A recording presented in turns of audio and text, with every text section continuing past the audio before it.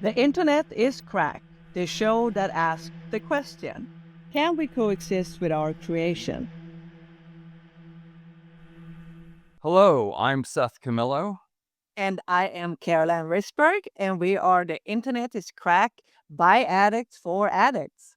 And today we are very lucky to have Dr. Eslami with us. Dr. Eslami is a professor at Carnegie Mellon who studies how hidden algorithms shape our online experiences. Her work focuses on transparency, fairness, and the impact of automated systems on everyday people. She was named one of the 100 brilliant women in AI ethics, and her research has been featured in Wired, Time, and many other outlets such as the BBC. We welcome you, and we are so excited to talk to you. Thank you very much for the kind introduction. I'm very happy to be here. Yeah. Wonderful. Thank you so much. We really, really appreciate you being here with us. And I'm going to start the first question. And what is the single biggest danger of being governed by algorithms that we never see? I think them being invisible Mm-hmm. and and it's still impacting us, which is usually different from the other forms of technology we've seen in the past. Before internet and particularly AI driven internet or algorithmically driven internet, um, things were much more visible. Like if I have a phone, and I have it, it's a technology, yes, but I'm seeing it, I feel it when I'm using it. I sometimes say, "Oh, I'm addicted to my phone," but I know this phone. But there's AI, and then they had other systems that were not necessarily AI or algorithmic driven. Like it could be email. Like people send you emails, you receive Mm-hmm. emails. It's no algorithm usually involved. Yes, there is some technology that built it, but now these AI systems are making decisions about us, and we are not even aware that we are consuming AI output. What would be the birthplace of algorithms? When did this start to enter our world? Oh, I mean, historically, I think when I was writing my PhD thesis, I actually asked that question. So I went and tried to see when was the beginning and actually the concept of algorithm. And I think Uh-huh. historically it goes back to I'm originally Persian. I'm a proud Persian American person. And then I think there was Al-Khwarizmi, which is a scientist and mathematician. And it actually, the algorithm comes from that it's kind of like, Oh, and Oh. that's centuries away. So that was the first time the concept of algorithm was introduced. And I think even before internet, when people started working with computers, they started using algorithm because algorithm in very simple language, because I was trying to look at definitions and now everyone calls them AI, but AI is there are a lot of algorithmic systems that might not be AI, but right now AI is kind of the dominant type of algorithmic systems out there. But algorithms essentially is a set of instructions, you know, do Mm-hmm. this, do that. Like, so it started with that, a fellow chart, we call it, it could be like even when you wake up in the morning and get your coffee, you are following an algorithm, like your routine algorithm in the morning, right? okay. Mm-hmm. But then we realize with internet that, oh, now we have tons of data and it gets more and more data and we can learn from this data. That's when machine learning started. And then, this big AI hype that we have right now Yes. Mm-hmm. is the result of, I guess, 30 years or so of internet.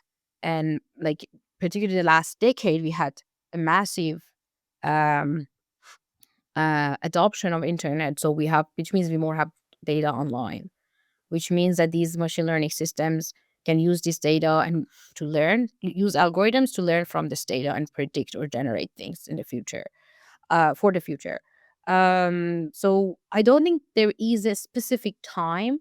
I think it Mm-hmm. just started, they creep into the internet, if it's a good way to Yeah. describe it. Yeah. When Yeah. people found that, oh, if we have algorithms, things can get more efficient, which is, for example, in social media, I think, I don't remember the exact date, but when, for example, Facebook came in 2004, I believe, or so, it did not have an algorithmic feed. It just had a regular chronological or reverse chronological feed, Mm-hmm. like You have a group of friends and they post, it shows up on your feed in a reverse order of time. Like the newest is going to come. No Mm. intervention on what is going to be showing up or not. But then over years, social media companies like Facebook, they figured out, oh, there is too much content now out there. And people are, it's not like, in real life, you can have only a handful of close friends, right? Or not even close, just friends that you hang out. But now internet and social media enabled you to suddenly have your thousands of friends in Right. quote unquote. And then all these people are posting. So your feed is overloaded. Mhm. And also they saw that, oh, now people are lost between among all this. Like maybe we are not showing the best option. So that's when I don't know exactly when Facebook introduced, and this is kind of the introduction of, for example, algorithms to social media, that Mhm. Facebook introduced top stories concept. So at some point we had two feeds at Facebook. If you remember, it was most recent. It's a tab Mhm. you could click, or top stories. And top stories was supposed to be algorithmic driven. So an algorithm would go look at your interests, look at your interactions with the system, what you liked, what you even paused to watch, Mhm. and then it would infer things about you and it would try to look at the whole data that is coming from your friendship network or the people or pages you follow, and it would pick some. At some point, I think they were like, if you have about 2,000 friends, you are going to get a lot of stories, and we can only maybe show even 30% or 40% stuff for you to consume every day. So they have to filter. And I understand the need for filtering because information overload is not also good. But then Right. these algorithms are customized or built for engagement, meaning their goal is to keep us more on the platform because the whole internet right now is running, and not the whole thing, but like big model for free services is advertisement, right? So Yeah. they want Right. us to be there more. So we see more ads. They get more ad impressions. Like this is the whole loop. And then, or even if it's a subscription based, they still want you to be in the system. Like Yeah. the longer you Yeah. are, like, so these algorithms are trying to keep you engaged the system. And I think that's when the big controversy about these algorithms started to happen, is that are these algorithms optimized for the right goal? Well, can can Right. can Right. you have an algorithm that isn't manipulative? Is it by definition manipulative? And maybe not, you may not intend to do anything manipulative, but by starting to become the gatekeeper, you are inherently becoming somewhat Mm. manipulative. Mhm. Mm. I mean, yeah, definitely. It depends also how you define manipulation, right? But because I think even when things have started, I don't always accuse like people that, oh, you wanted to be manipulative. Like they started probably I mean, I wasn't there when things started. And for example, in social media, that it's one of my area of expertise. But then I know that information overload and social media feeds was a real thing. And, Yeah. like they wanted really to help you. But then it's just that, there are other feeds or there are other social media ideas out there that it's not based on engagement. For example, it could be based on diversity of topics you see. So you don't get stuck in your filter bubble. It could be, so there are some arguments that if give users agency to choose how they want to optimize their algorithm, rather not that they get into the technical part, but for example, hey, do you want to see more diverse topics? Or do you want to see more recent things? Do you want to see the things that you interact with? You give people agency and choice. And there have been a lot of discussions and research on this area. However, we are lazy as human beings and on internet. So we want to just consume. We don't want to think, right? Like one of, for example, the big dangers of these algorithms, when I mentioned the invisibility of them, is that they put us in a filter bubble. And, Mm. meaning that I'm gonna see the things more I'm comfortable with. So the algorithm is gonna see, I don't like to see, for example, someone from the political party I'm not a fan Right. of. So it, rather than me knowing more about what's happening the other side, being a more informed citizen, it's gonna show me the things that I agree already with. And there is Right. this big concern that people call it filter bubble or echo chamber. So the Mm. problem is that you don't even understand that the words that you are viewing is not the actual word. It's a snapshot of your interest that the algorithm is trying to create for you. one quote that I really like, and I think that goes to the manipulation, is that, and one of them is like, it's like I'm waking up in the Matrix. They are controlling speed for years, and I never knew that because it was so invisible in design. So one thing also people argue, at least the least it could happen in this platform, is that giving users awareness about the fact that you are consuming algorithmic output, not raw output. So Mm. at least if you know there is a gatekeeper, then you can think about, do I want to say gatekeeper or not? But if, at least at that point, it's like now a decade ago, people were not aware. A lot of people, like at least in our study, more than 60% of the people had no idea that their feed is not the organic information. Like it's curated, like, like moving things up, removing things from your feed, and like that. But would a gatekeeper is always a manipulator? It depends on the goal, right? As a Mm. parent, for example, if you are a parent, you will have some gatekeeping for your kids, right? Online, Right. social media, or Right. in offline. So is it manipulation? It depends. Like if it's for better selves of them or for their safety, then that's okay. That's good. Like if I don't let my son to touch a knife when he's young, that's a Yeah. gatekeeping, but it's not. Yeah. So I Right. believe in a world that algorithms could be not manipulative. But are we close to that word? No. Are we gonna be close to that word? That's no, because right now the goal is financial. We- Mm. And whatever, so what it means financial is that we need more engagement. We want to keep people on the platform. If the goal was not we want to keep the people on the platform, it was a different goal, the manipulation could be very different. Or say, or like might not be even a manipulation, might be actually uh, um like saving or providing a safe space for people. But that's not how internet was designed. I Mm. don't know if it was just the path of the events that led us to here, or Right. and there were definitely intentional choices made. Like when you build an algorithmic systems, the way that you decide what is the variable you optimize for, that's the consequence. If this variable was not our engagement, I think you would not have to have this podcast. That Yeah. Right. yeah, because it would not be addictive, right? Like this would not Right. be addictive. You would not be an addict if the goal was not to keep us here on the platform. But that is what Yeah. they're after, is addiction. Yes. Yeah. Well, I can say like I feel, especially with social media, every time I don't even know what's on it anymore. I don't feel like I'm choosing. I'm actually sometimes scared of clicking on things too because I don't want whatever that is to come up again. Or and like what you said earlier, I feel it's very easy to be one sided. Kind of like, let's say in the political, for you only hear one sided, and Yeah. that is also I find a big concern that we don't see two sides. So Exactly. Yes. right, Yeah, and that, there are actually a lot of research on how whether these, because when internet, became a big thing, a lot of people were happy that now we are seeing multiple perspectives. We are hearing mm-hmm, about the people that we would Yeah. never hear Yeah. like a couple decades ago.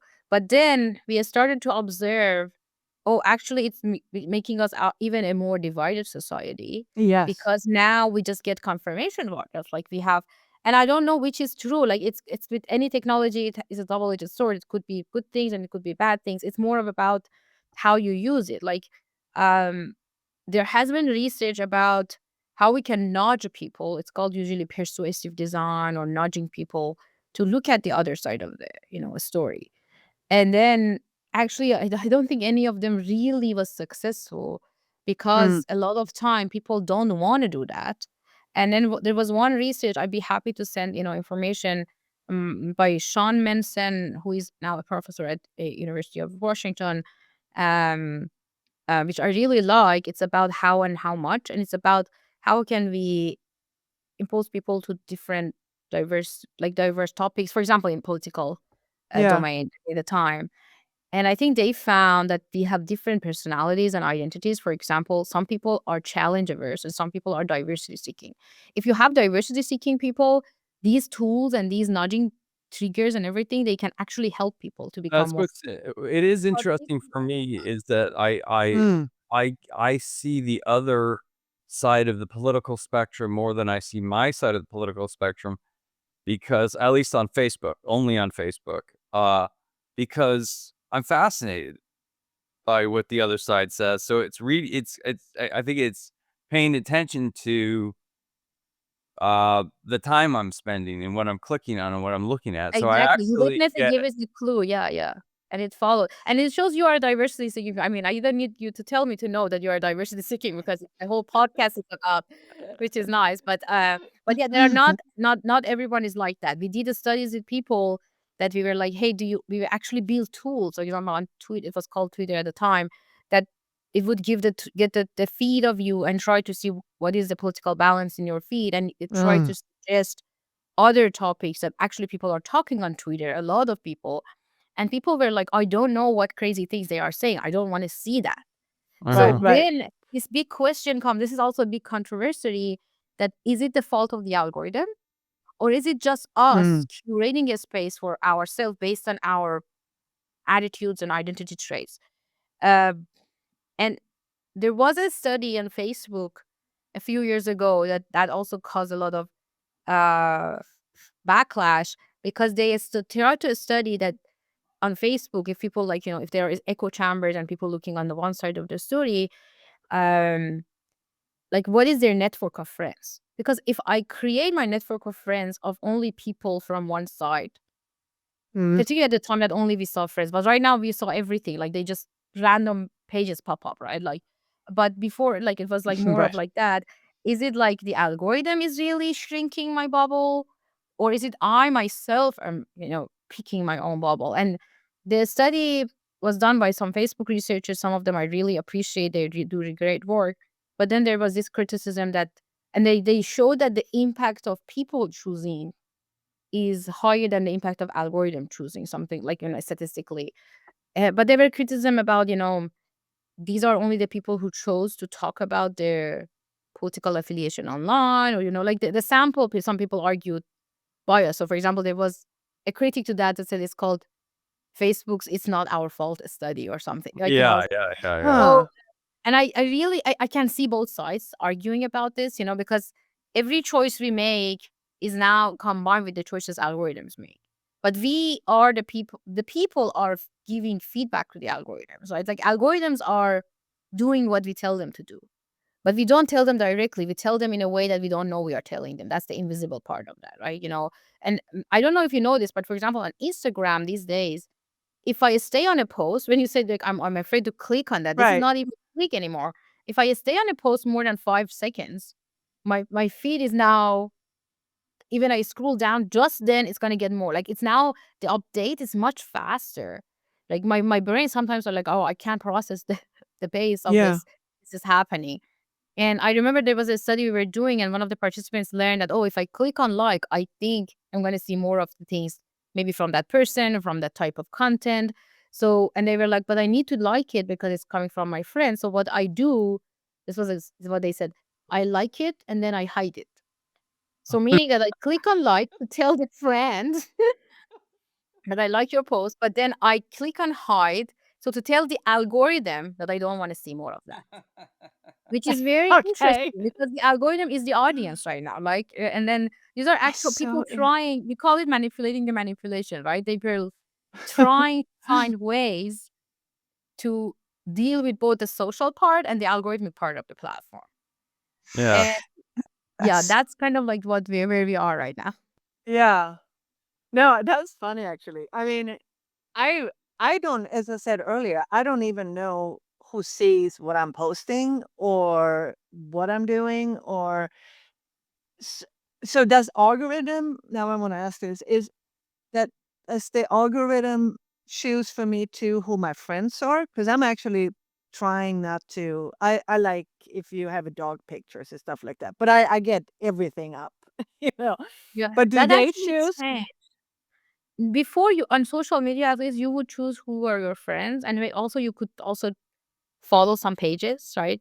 Like, maybe it's a business or it's a celebrity, and like it turned from friends to followers or following concept as Right. well. But like at the time, it would not be able to choose your friend, but it would be able to give you recommendations of friends, and you might, Mhm. click like friend recommendations.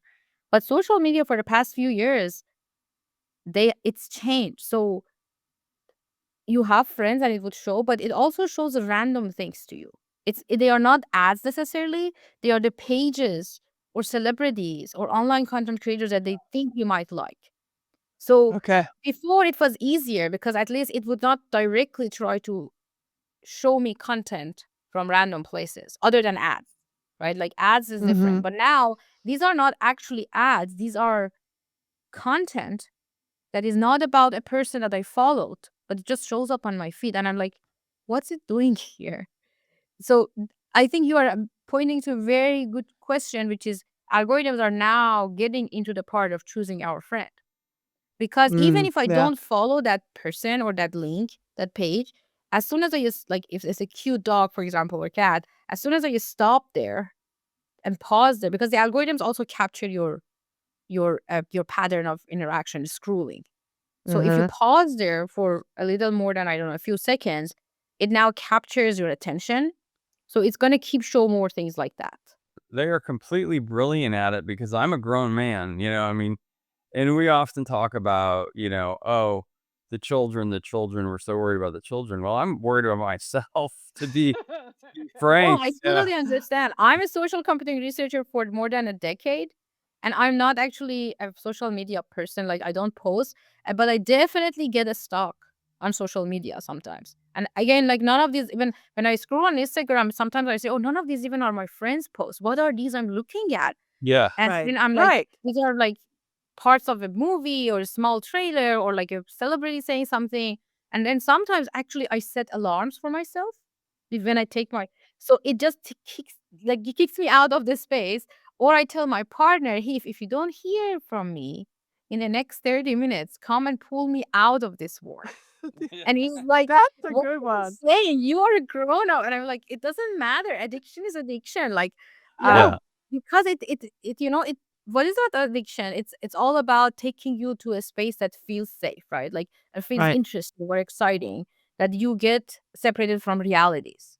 So that Yeah. provides me that space, right? So that's why I'm like, oh, I need to, if no one is home, or like, I need to set an alarm, and I need to set three consequential alarms in a way that it definitely kicking me out of the space. Otherwise, I don't blame you. I think this is This I'm is just very worried about the next generation though. th th Like, th this is a researcher yeah, and talking. it's just for computer research. I know the dangers. I know all the things. But, it's like, I don't let my son to get to any social media right now. I mean, he's still young, but and I mean, as long as I can control it. But I'm worried about, like, in a few next few years, because it's become their word as much as we became our word, unfortunately, in a way that it shouldn't be this way. And before, when we say we are addicted, it's like very addict has that meaning that is changed. Like, Yeah. I don't know, like, Mm. I don't know if there is a way. I think the whole thing is about being informed users and being able Yeah. to control. And I think that's something we are not trained for, particularly our generation. We live in a world not without internet, and then we live in a world with internet, Yes. without social media. So we saw both sides of the things, Yeah. and I don't think it makes it easier because we can't balance things now. But you said you were worried about the next generation more. Could you elaborate on that? Oh, Yeah. sure. Because this generation, they see, at least I work with also kids and generative AI, using particularly tools like ChatGPT and any like AI systems, but particularly generative AI systems that we have that like exploding during the past few years. And the way kids see and interact with AI driven internet platforms is different from when we were kids or previous generations. One of the reasons is that they see it as a typical place. So, this is an example. my son, for example, I was like, we are going to, like, for example, auntie's house. We have a gathering, and he was like, what's for the dinner? I was like, I don't know, and he was like, ask Google. And I was like, Google doesn't know Yeah. everything. Why Google Yeah. would know what your auntie is cooking? And he was like, Yeah. because his perception of Google is that Google knows the answer to everything. Because whenever we had questions and I didn't know, I was like, let me Google it. I never thought that this in his mind. Now he's seeing Google as an all-knowing platform, right? And Yeah. this there was this article a few years ago, the title was about teenagers using Google.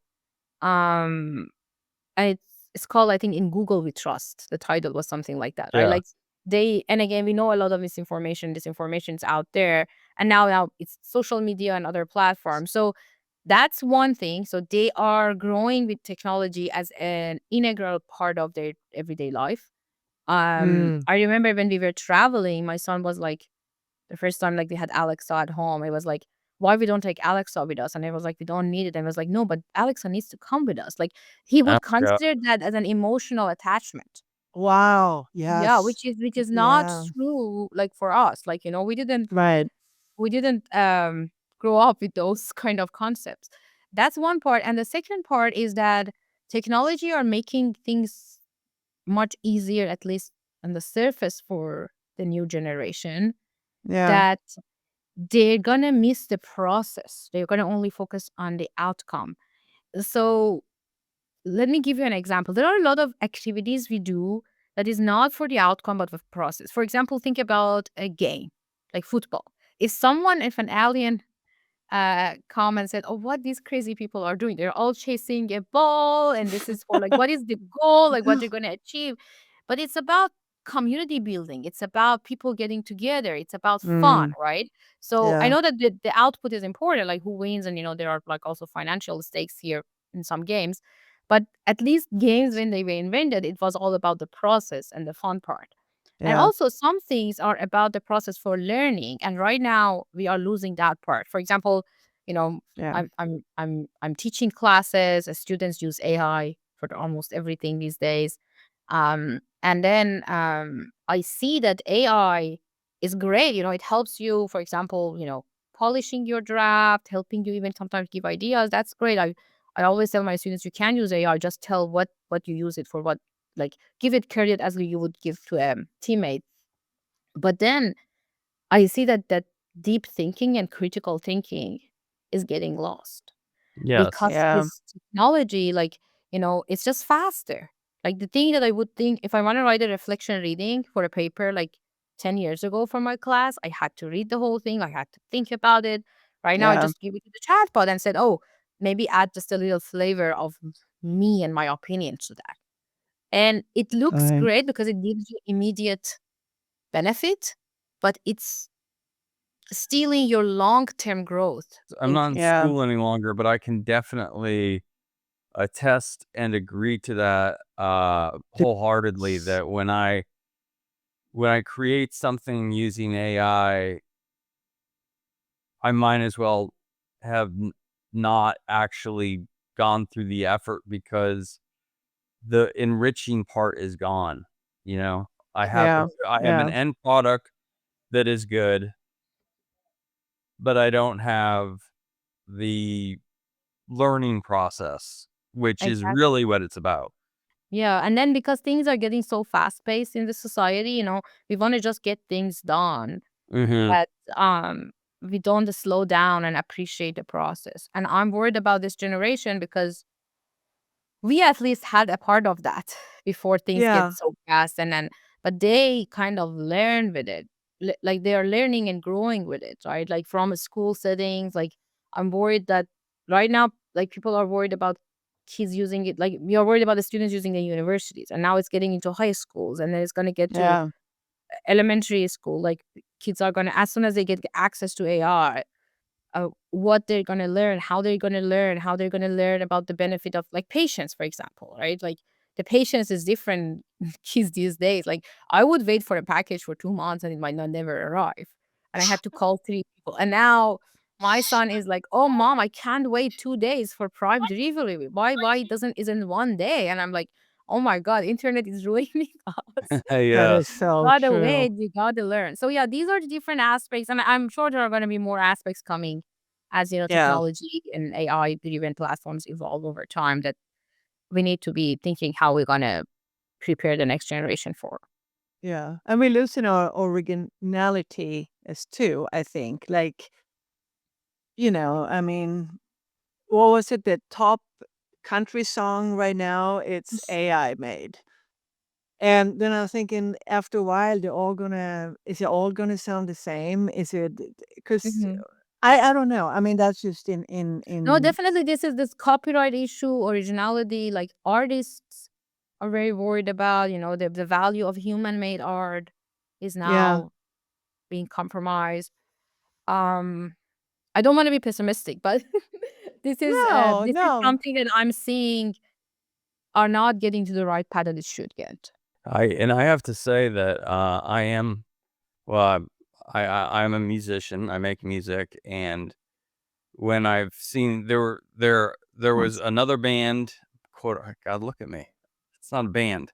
It's an AI creation, and and then now this country song.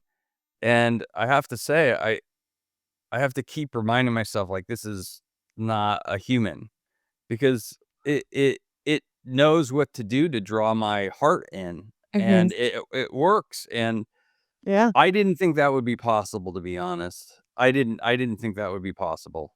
Yeah, I think we No. are at this stage that we can't escape. We need just to learn how to, interact and more informed. Like honestly, like my background, my undergrad and master training was in computer science. So I've been a very technical person, and I still love developing AI platforms and working. Like I think AI is particularly like this generative AI for the past few years, either we want it or not, is probably the fastest adopting technology we ever had. Or like ChatGPT got Right. over 100, I don't know, 50 million users in a month or so. It's like it's very uh fast adopting. So um and there are a lot of benefits in technology. We do have a lot of things that we wouldn't have without technology.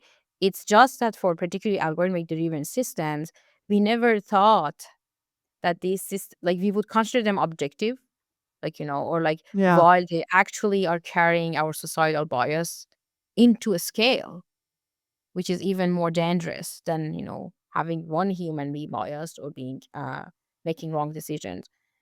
So I understand, like I have songs that I know, like we have, there are some, singers who are really good, also musicians, and they passed away. And I don't know if you've seen any of those, but at least in Persian songs, I've seen people would put their song of that singer on new songs. So now, and that's actually very good. Like if I didn't know that that person has passed away, I would think that person actually sang that song. Hmm. Oh, So wow. Okay. yeah, so that's very common. Like I've seen a lot of like famous Persian singers, like they passed away like decades ago, and then now they're, and people put them on new songs. Like they are like, oh, I wanted this person to Is sing that this song. using AI? Yeah, it's all AI. So Oh it's my all god. AI. I mean, they put this AI. I mean, people would know because that person passed away a decade ago or Yeah. so. But that has become a trend I've seen in many, communities Interesting. that, and I'm like, okay, is that a good thing or is it a bad thing? It could be a good thing if I'm a fan of this singer, and a singer could not sing everything, right? Like, so, and there are new lyrics, but then I'm like, oh, but that's losing the originality of that person, right? Like Wow. maybe that person didn't Right. want to sing this. Maybe that's not a song they wanted really even their name to be on. um, I don't know. Like it's, to me right now, AI systems is not a, it's a double edged. It's a multiple edged sword. Like it's Yeah. just different aspects, different like pros and cons. And I think this is what happens when you get more power, right? Like with more power, the sense that with more power comes more responsibility. I think AI Right. is the power right now, but we don't take the responsibility part seriously. I think that Right. what's interesting to me is that even when we started this program, things have changed so Yeah. drastically. I feel like I never thought I would, like, have to consider, is it legitimate? Is AI music legitimate? Is AI filmmaking legitimate? I see some stuff that's created. I'm a filmmaker. I see stuff that's created using AI, and I know it is. It's absolutely brilliant and Yeah. beautiful, and I can't deny that. But who is the maker? Who is not the maker? Then I think there's also the other problem that Caroline and I were discussing, which is like, you'd sort of go to Wikipedia and Wikipedia was truth, even though it Right. really Right. isn't truth.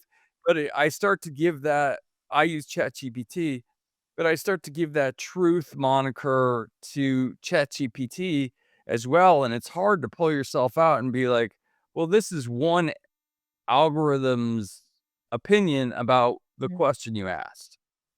Exactly. Yeah, I think that was also one Yeah. of the parts that we were trying to work with kids. We call it AI literacy or algorithmic literacy, and it's not about you knowing the technical part. You know the actual implications and impact part. Uh, in a recent study with one of my PhD students, Jay Marie Solis, we did this study with some teenagers and kids that you would give them ChatGPT created answers about a few questions, and actually half of them were or about half of them were factually incorrect. And for example, one of them was a math equation, like a very simple, like multiplication, like two large numbers multiplication. And I don't know if you might know or not, actually ChatGPT is bad at math, which would be very surprising, like because it's very good in a lot of things, but because the way that it's developed, it's a linguistic model, so it predicts the next word. It's not so you would say, oh, a calculator can do math. Why such an sophisticated AI can't? But it doesn't. And then actually the answer to the math question was wrong, and a lot Oh, of students didn't figure it out because it would give you steps, it would give you explanations, it give you reasoning. So you would think like how it could be, like it has lines of multiplication, like this is like just two large numbers multiplication. It's not too large that the students couldn't calculate themselves, but they did trust it. Another, for example, wrong one, which probably you heard, is that these generative AI systems like ChatGPT, they tend to create fake references a lot. They I heard that. hallucinate. Yeah.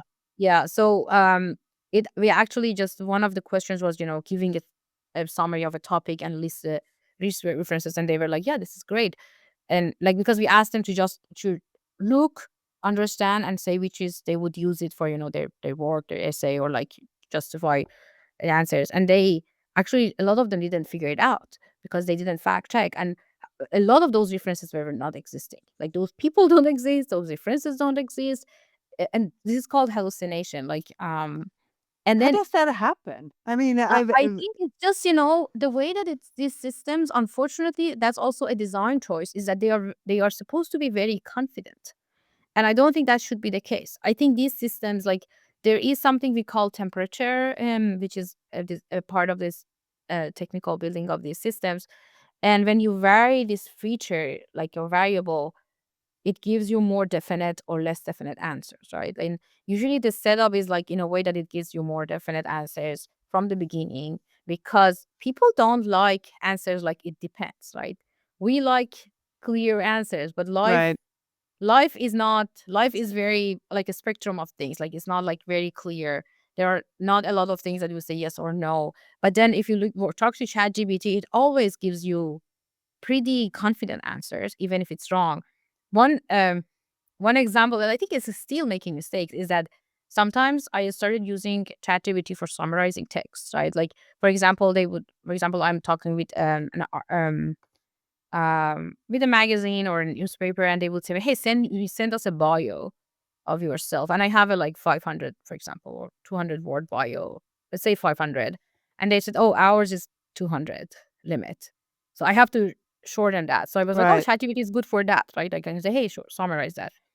And I would give it. I have actually snapshots of that to Kit because I was like, can I share a screen and show you that, or that's not the part of the podcast, by the way? Yeah, we could, Yeah, let's try it. Do you know how to do it? I gotta, That would be great. Yeah, because I think um, that would show I can quickly find it. Okay, cool. Okay, okay. So so I wanted to actually write a summary of what my lab is doing. And let me see if I scroll down, it's going to show up here, right? Because now I'm not seeing you. But if I scroll, do you see the yeah, scrolling? Okay, yep. okay, Yes, yes. perfect.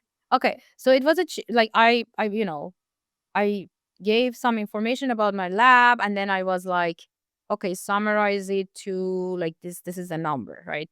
Like I think I told it to do here, and I was like, I was tightening around a 700 character limit because that was a pretty like clear. Mm-hmm. And Right. he said this is around that. And I said this version is like around this, and I actually counted it's for 450 characters. So I tell them, oh, this is actually wrong.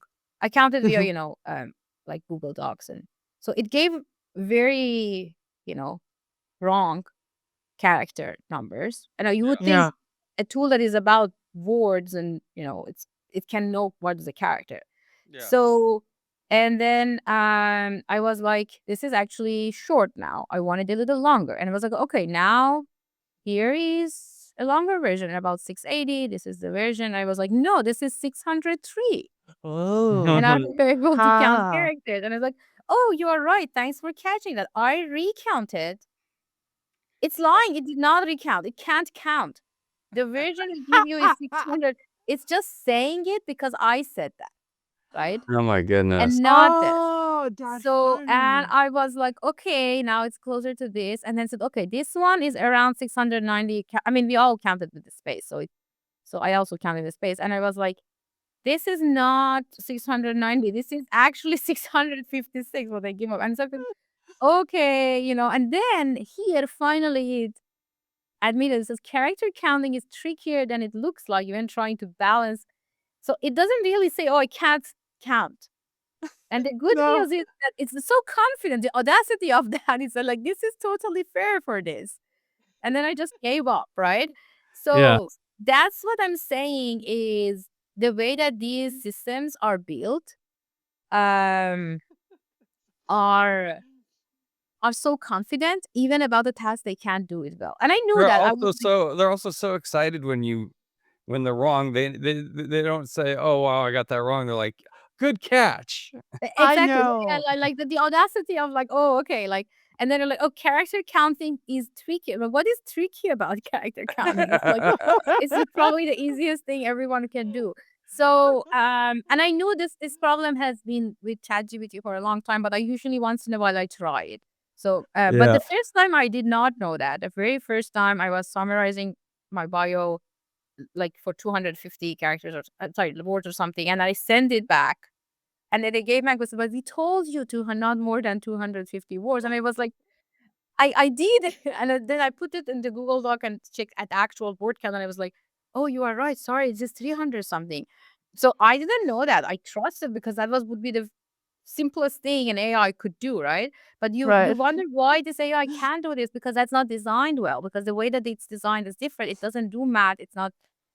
It's just a different AI model. But we don't know about this. When you mentioned I focus on or I try to say this is just one system, one algorithm. That's true. Like every of these systems have their own flaws. So I think it's all about informed usage, which means the AI literacy I'm talking about. The AI literacy is not about, oh, how this neural network works. It's about, okay, where and when and how much I can trust the answers or should use this system. Now I know I Right. never can use it for summarization. Or if I can use it, I use it, but then I have to count the characters. Or I know that I can't trust it to the equation. Sometimes it's going to create fake references. And also medical advice. I should not get medical advice. My doctor was not happy when he said he told me that patients bring prints of ChatGPT Yeah. telling them that Yeah. they probably have these diseases, and he's like, "That's not how things work." Yeah. Um, yeah, so that's kind of like where we are, but I think the AI literacy is a solution or at least a mitigation plan for these problems. Well, part of it is Yeah. just that it's so amazing so much of the time that you start to trust it like you would trust your best friend who's, like, got a PhD in history. But we must keep in mind, you're right, as users, that when I ask it about, a battle in the Civil War, which is obviously Mm. contentious history still, I have to be very careful about the output, and it's not necessarily truth. Just in the way I had to sort of learn that about Wikipedia. I was kind of when it first came out, I kind of just, you know like that was the final word. Well, Wikipedia says this, and that was sort of like, okay. Right. Yeah. Like A similar few to there was like teenagers, a decade ago, said Google says this, and they trust in Google, right? Like, Yes. but Right. as much as a human, like we create wrong information, we can lie, we can misunderstand. So the thing is that all this data is just transferred into algorithms. So they're gonna learn. They're not gonna like. I mean, people argue if AI is gonna have consciousness or not. I still think we are far away from that, but uh, they're gonna learn what we give them to learn. So it's kind of garbage in, garbage out. Whatever you give them, Mhm, like, mhm. So, Right. and that's the part people don't realize. They think, for example, whatever ChatGPT says is right because they don't think an AI can make a mistake because they think it's like math. 2 times 2 is always 4. But Yes. these are all probabilistic models. They are Yeah. predicting things. They're predicting future based on past data. And that past data is not necessarily always the right data or the Right. full picture or the big picture or the full data that you could capture. And also something very important is that a lot of these problems we cannot lend them to AI or automation or algorithmic automation. There are a lot of social complex problems that just they can't be quantified. Yes. Right now, Yeah. everyone AI is the hammer and every problem is the nail. So people are trying to, quantify the things that are not lending them should not be lended to be quantified, right? Like that's the problem with a lot of AI systems these days we have. Well, I've heard people have, in business have and let people go because they believe AI would be able to take over their jobs, and then they're like, a few weeks later, they have to make a hard phone call, which is, "You know what? We didn't really wanna fire you. We we would appreciate it if you come back because this AI is not doing the job as well as we thought it might." Yeah, I mean, we in the field that I'm working is called human computer interaction. A lot of discussion is that computer technology, and for example, now if a lot of focus is on AI, is not supposed to replace human but augment human ability. Yes. Right? Like, and then I know it's particularly in a capitalist, like the way that this society works and it's all based on financial incentives. If you have fewer people and if you can convince like your boss that, oh, hey, with AI systems you need half of these people, things would be, but we are not there. I mean, I'm not going to say AI is still helpful in some jobs more than the others. Some are more be able to do some tasks, but I think in a lot of work, in a lot of our work tasks or jobs right now, AI can be used for augmentation, but not for replacement. And that's the mistake that is happening. I mean, honestly, I don't think it's. I mean, if we had a better AI systems and if we could use AI for each human being to have more free time, Yeah. and we change the way the structure the society works, you can get the same Yes. paid, like everything. That would be not like AI was supposed to come and help us to do the mundane things so we can do more deep, important work. Yes. But there is this, I think I saw it on a reel or something, but I know I wanted AI to do my laundry. And, Right. maybe I mean some part of that, like the room, I mean, we have these vacuums, like, do some cleaning, but wanted to do like my laundry and, put my dishes away and like do things so I can sit and think and rush. But now Yeah. it's the But opposite. Like AI is writing like a lot Yeah. of Yeah, wrong and you're doing the things, and I dishes. still have to do that. So if the AI would replace the things that would allow people to have more time to do the things that, they care about, that would be fantastic. But right now, people are using AI to fire people. I Yeah. don't yeah. right. Well, it's even as simple for me as, like, I know people that like, even something simple like book a trip for me. I wouldn't want I have great respect for ChatGPT, and I am personally amazed by what it can do, but I don't think it could book a trip for me accurately. Do I want a middle seat? Do I want 3 connections or 2 connections? Well, there are subtle reasons that I might want 2 or 3 dependent not just on Exactly. You price. gotta have a lot of information to that. I mean, some people have started developing their own agent. Like Mhm. this is like my flight assistant. Yeah. This is my, I don't know, me, like meeting summarizer. Like, and then you have to build those, and you have to give them so much information. But it's still, it takes time that they know you. I want to ask you, I mean, how do we achieve transparency and fairness? And what would I look like with AI and algorithms and all of that?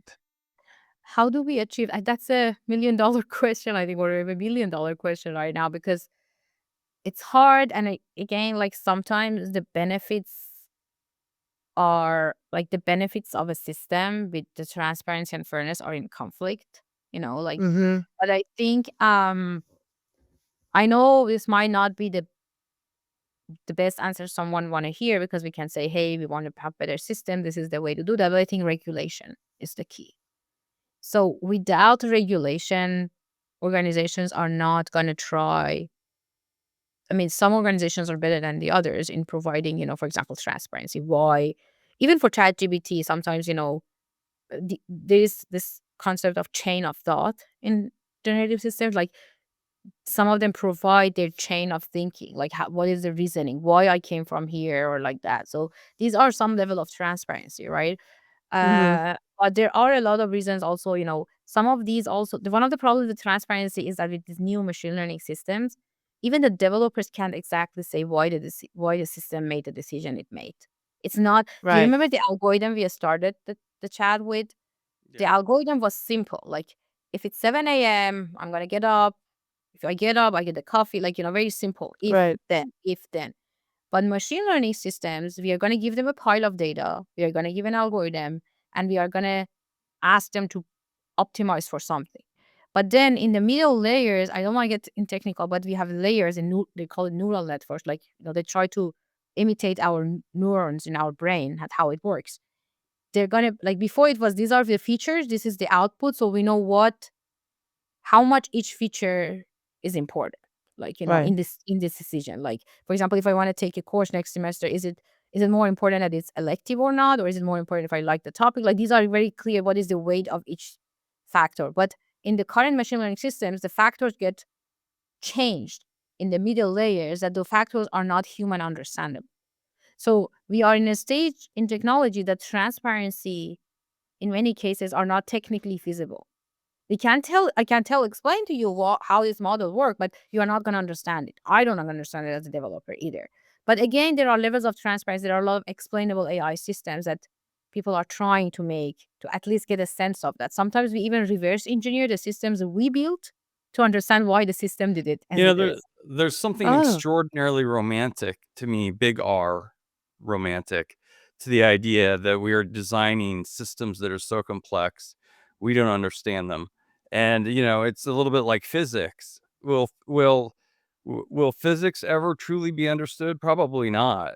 I mean, a lot of physicists think a human brain isn't capable of understanding the physical world. Yeah, but I mean, we make some progress, right? Like, we understand the nature rules a little more and more over time. I'm worried about this AI is the opposite. Over, like, it seems that, like these systems get more and more complex. That I mean, there Yeah. again, like I feel working right. explainable AI field and transparency for many years. I know a lot of effort to try to understand how these systems make decisions. There has been some progress, but it's hard. It's technically hard. But the problem is that how we achieve it. Even we had that perfect method for transparency, which is we don't not right now have. Regulation is still, I think, for me is very important, because without regulations, there is not much motivation to bring Explain those. that. Could you explain that? Yeah. Like, in Europe, we had this GDPR like a couple years ago started that every organization that use algorithmic decision making about people, if people inquire about that, send an inquiry about that, they have to explain why the decision was made. For example, you get a loan or you're rejected for a loan, and an AI system, actually a lot of these current financial systems rely on those AI systems to predict the risk of you paying or not paying the loan back. And Mm. then, like, that was a rule. I mean, there were a lot of loopholes on that rule as well, but it was a starting effort for, hey, organizations can't just use algorithms blindly without really explaining, right? because usually we do some explanations when we humans making these decisions, and these algorithms have been shown to be biased a large time because they are trained by biased data or wrong data or incomplete data. um so that's the regulation that can help. But and then because of complying with the regulations, more companies are trying to find best transparency methods for doing that to get that Right. through. And maybe on that note, you can maybe tell us, sort of summarize and say what you think the most important thing people can take away from the conversation we're having, even if we haven't brought it up necessarily. But what do you think conversations like this need to communicate to the people who are viewing them? I want to say the people who are viewing them, I assume that they are already aware of the risks. Like there's a self-selection bias about the people that, they care about these Yeah. challenges and they appreciate their level of awareness. And I think um I want to say technology and right now algorithmic systems and AI systems are like any other tool. It can be used like a knife. You can cut the fruit with it, but you can also harm someone with it, right? Like Mm, it's just that the difference is the invisible nature of these systems. We don't understand the impact.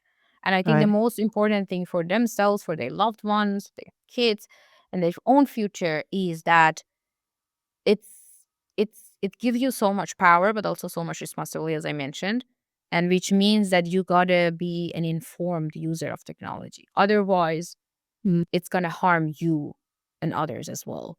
And that's hard. I'm not gonna say it's easy. Like as I said, I set alarms, multiple alarms to make sure I'm not stuck on social media. And yeah. sometimes I put limits on my phone. Sometimes like I've tried. I don't have the best answer, but I think it's important to say is that you can't say, oh no, I'm gonna like it's like drug. When people say don't get exposed to drug because it's harder to. But right now we are all exposed to this. Yes. Yes, yes. So it's about the control. It's about the controlling thing, and that gets harder, particularly in the days that I'm more overwhelmed. I see myself more attached to these social media platforms or algorithmic systems. Yeah. Like, because like for example, if I go on YouTube, YouTube knows me now well enough that it would keep showing me recommendations that I want to watch, right? Even that was not on my plan. Yeah. Sometimes I just go to Netflix because it at least has less algorithmic control over me. So Yes. choosing the platforms um carefully. Like, do I want to like try at least you have a plate of options, try to choose I won't say the perfect option, but at least the best option among the options. Like I, for example, turned off my YouTube recommendation. So it doesn't give me that I don't like as much as I can. Like I don't want you have my watch story.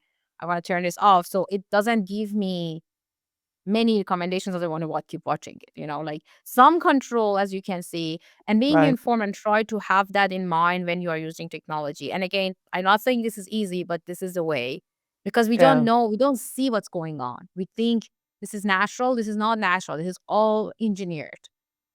And it's Yeah. different from previous technologies that are mostly visible. Like, I just can't name many technologies that are invisible, like these algorithmic systems that are. So that was easier for us to be aware. But right now we are just surrounded without knowing that we are being affected daily. Yeah. Well, Yeah. It's a good one. I mean, it's our own responsibilities in some kind of way. I mean, We need definitely, to. like it's the policymakers and the technology builders and Yeah. all. Like, but as users, like this is at least what we could do to just be Yeah. aware of the algorithm Yeah. out there. well, thank you so very much. Wow. Yeah. Oh, thank you. I really appreciate you doing this. Yes. And I'm very proud of the work that you have done so far. I'm Oh, looking thank forward you. to many, many more Oh, episodes of this.